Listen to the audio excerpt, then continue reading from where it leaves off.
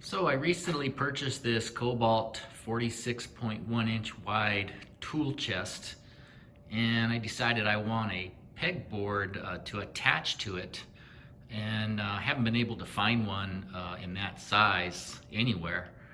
So I'm going to go ahead and make one today to fit onto this one, and we'll see how it goes. So these are the first materials I bought to make my pegboard assembly. I bought two 8-foot by 1x2 common board strips, and I've got two of these 5-foot by 1 1/4 slotted angle irons. I got all this at Home Depot.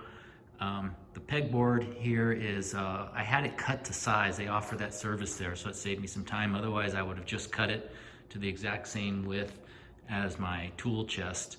And along with some other tools to put this together, we're going to try and make a pegboard to sit up the top of the tool chest. So what I'm going to do next is I'm going to go ahead and cut down my 1x2 strips width first and then height and frame out the back of my pegboard. I'm just going to eyeball it. So I've got my pegboard here, it's small enough to work with. I'm going to line it up here on the edge. I'm going to come over this edge and I'm going to make my mark. I'm going to go outside and make a cut, come back and fit them all together. Okay, well I have all my 1x2s cut, and again what I did is I put the longer strip to the bottom and the top, and the shorter strips in between the two, just because I feel that's going to support the weight a little better. What I'm going to do next is I happen to want my pegboard to be black, so I'm going to go ahead and prime and paint these guys, and we'll meet back later and we'll attach it.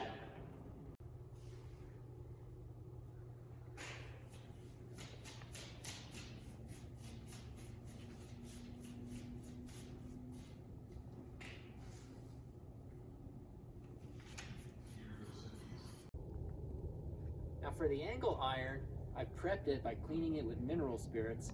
I'm just going to use some of this Rust-Oleum flat protective enamel in black that I had in the garage. We'll see how it comes out.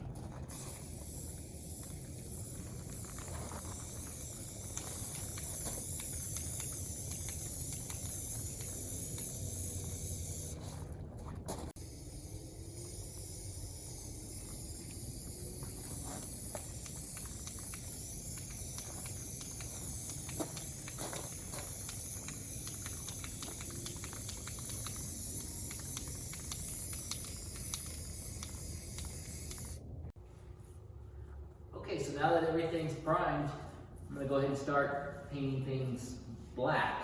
The pegboard was actually pre-painted from Home Depot on one side white, so that saved me some time there. I'm using the Glidden eggshell finished premium paint. Seems to do pretty well, so I'll let you know how it turns out. Okay, so now I have all the materials painted, and you can see it's time for me to start putting this thing together. Okay, I'm starting to assemble the unit now, and what I have here on a flat table is I have the pegboard face down, and I have my framing wood on top the back of it. I haven't attached anything yet, and now I've got my angle iron here. So a couple things that I've noticed, and I'm going to do is I'm going to, if your measurement is off, like by a 16th or an 1/8 or an inch, I'm going to make this bottom piece flush with the bottom of the pegboard first, and then work from there, bring everything down to be flush with this. And this way, when we set it onto the work table, it'll be flush and all of the weight will be supported evenly. So next I take the angle iron and I go ahead and put it on the pegboard like this at this angle, and you can see it has all these holes in it, and these holes pretty much line up with the holes in the pegboard. So what I'm going to do now is I'm going to drill some pilot holes from underneath through here so that I can drill a 1/4 inch hole, and I'm going to use some fasteners, and I'll show you those fasteners we're going to use to put them together, which basically are just screws. So I'll get started and we'll check back in. So I've put a clamp on one end just to give me some support so it doesn't travel while I'm working. And I'm just going to go to the bottom of this and go ahead and put in a pilot hole. I'm going to go right through one of the pegboard holes.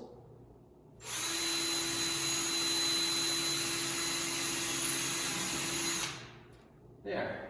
So now I know where I'm going to drill as far as putting my machine screws in. We'll do a few more of these and we'll catch up. Okay, so now I'm starting to assemble the pegboard unit for the workbench. And what I've done is I put the pegboard face down, and I put all the framing members that we made on the back of this pegboard. That's going to be our support. So just a tip, in case your height measurement is off an 1/8 or 1/16 of an inch, I would start with the bottom one and make it flush with the bottom edge of your pegboard, and then bring everything flush down on top of that. So if there's any excess measurement of the board, it'll be at the top, and all of your weight will sit on the workbench evenly when this is mounted on. So what I have here to get started is I've kind of clamped down my angle iron in place, and what I'm going to do is I'm going to drill some pilot holes about every 6 inches here, and then I'm going to drill larger holes. So I'm going to use 1/4 inch screws. I'll show you those screws, and then attach this thing in that fashion to give it as much strength as possible. So we'll get started on that. We'll start drilling the pilot holes, and we'll come back and check in on that. Okay, so I'm going to get started drilling a couple of pilot holes, again about every 6 inches height and width, and here we go.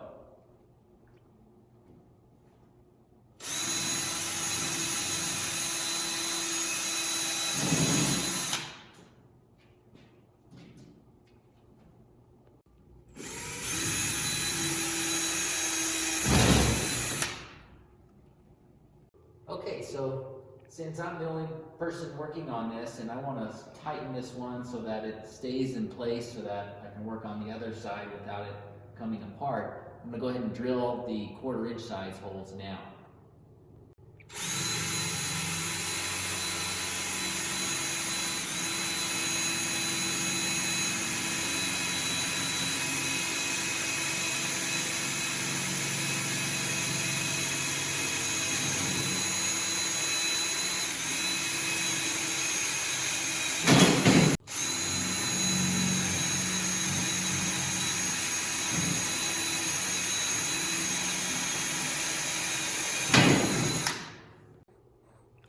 Okay, so the bit I used to make the holes is a 9/32 wood drill bit. It's got this little tip on the end to make drilling holes a little bit better in a nice clean fashion. I've got the fasteners here I'm using these from Home Depot.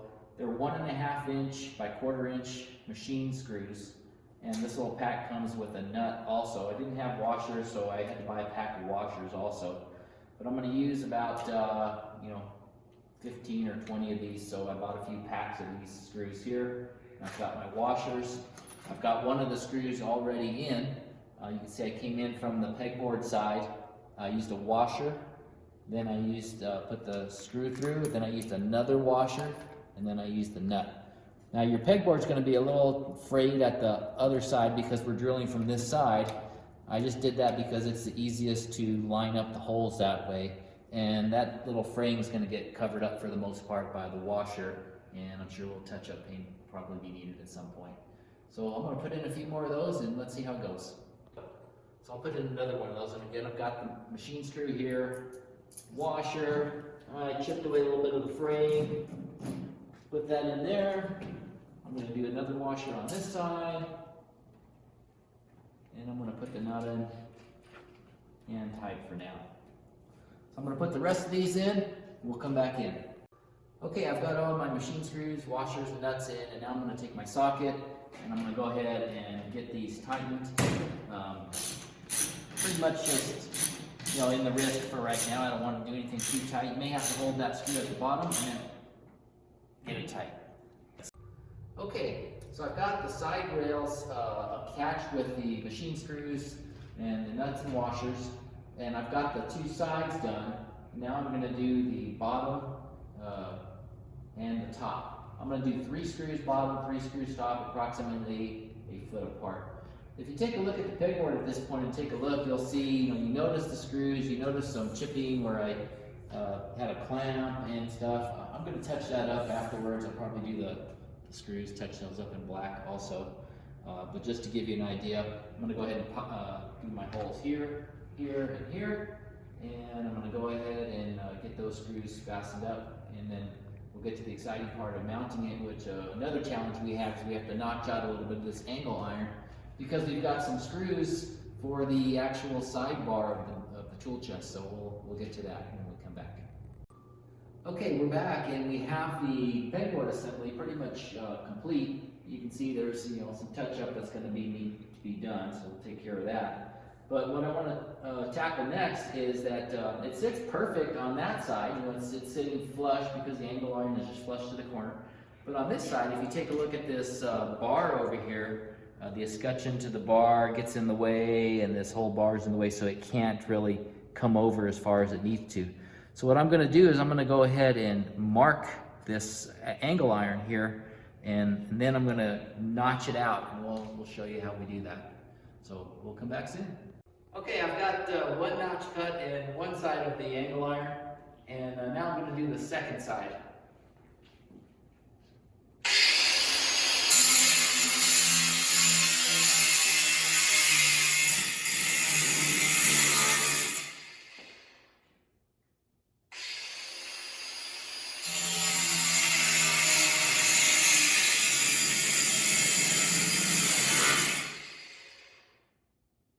The two sides cut. Now I'm going to do a horizontal cut at the base.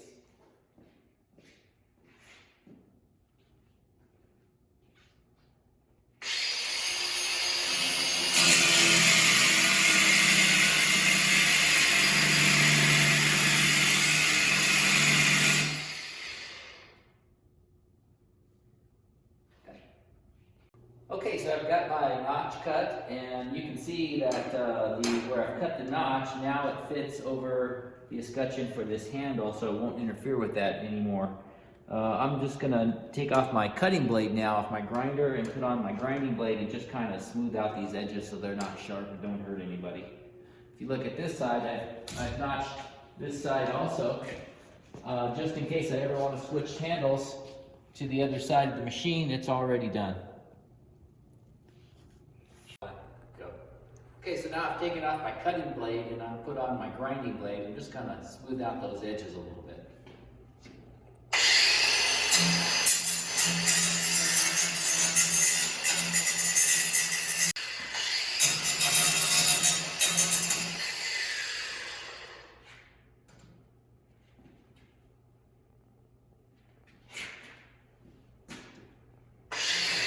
Okay, so I have the pegboard on top of the workbench. I've already put in a screw on each side because I needed a helper to help me steady it, and I've got one screw in. What I'm going to do now along each angle iron is I'm going to put one more screw on the bottom side of the handle area and then one at the bottom to give it its strength. What I'm using is these sheet metal screws. I'm using 5/8 number 10 self-drilling pan head screws. They work great on metal like this. They're a drill bit and screw all in one. I'm also using the same washers I use on the pegboard. I'm using one of these as well to just really grab hold of that and push that angle iron tight to the mobile workbench. So we'll see how this goes. Right here, just this.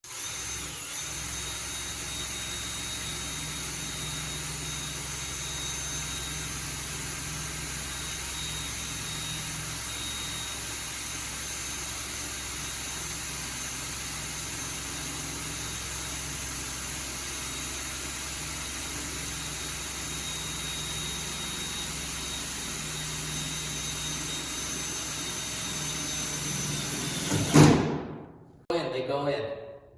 Okay, so I've got the angle iron attached to the body of the mobile tool chest, and I use those self-tapping screws just like I said, and it's holding nice and tight.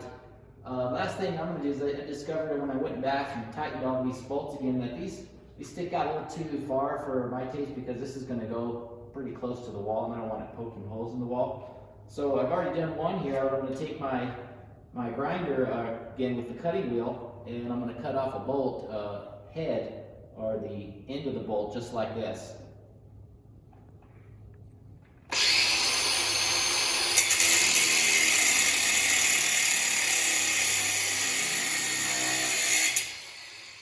That way when I put this against the wall, I'm not going to be poking holes into the sheetrock. Okay, so I finished grinding off the end ends of the bolts that were a little bit too long on the back, and I'm just about finished up. I've got everything attached. It's really taking shape. You'll see I've got some chipping going on here, and I must say I'm not too happy with the Glidden paint as far as how it adhered to my pegboard. It didn't really adhere as I would expect it to. So I'm going to touch it up, and I'm going to go ahead and paint these bolt heads black also, just to give it a more uniform look. So as far as measurements go, this is exactly as wide as the bench. It's about 46 1/8, and this is 37 inches tall. And that's another reason I wanted to make my own, was because the mobile pegboard attachments you could find for other benches that did not fit this, they were only 24 inches tall anyway, and I wanted mine to be a little bit taller, which is why I went this route. So we'll check back when we're all done. Okay, so here's the finished product. It's all touched up. I think it looks pretty nice. It's on there pretty solid. I did end up going to the back side of the angle bracket and putting in another screw there just for some extra support, but it's solid now. The paint thing's probably going to bother me. It's probably going to, I'm going to have some issues with it chipping, but I'll just be touching up here and there. But other than that, it looks good. I've got room to put my tools up now and free up some space in my tool chest.